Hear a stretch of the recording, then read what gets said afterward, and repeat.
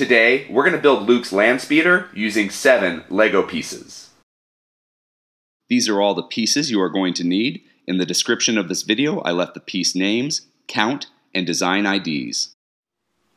This is another one of those Pinterest finds that I just loved. It had such a unique design and pieces to it that I had to share it with all of you. And I'm sure the end result will be kind of hit or miss of those people who like it or don't like it, but I just loved it. And what we do is you grab this tan Technic lift arm and a 1x1 tooth plate, and you put that tooth plate into the center hole of our lift arm like this, and that's going to be kind of the front of Luke's Landspeeder. And in that same hole on top, we're going to grab a 1x1 translucent plate and put it in upside down so it fits into that same hole, and now we've got the windshield of the Landspeeder. And to create the back engine, so 3 back engines, we're going to grab a T-bar, and you're going to put the T-bar from the bottom and push it through to the top, so it's just a little bit of that T-bar exposed there.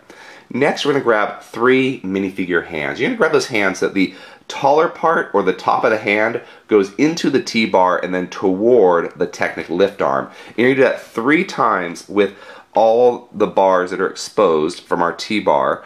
And these are 1-point connections, so you might have to fiddle around with it, move them around, and position them to how you like. But when you're all done, you have a micro Landspeeder. If you enjoyed this video, please subscribe, and you can click on the image to watch another video. Until next time, let's keep building together.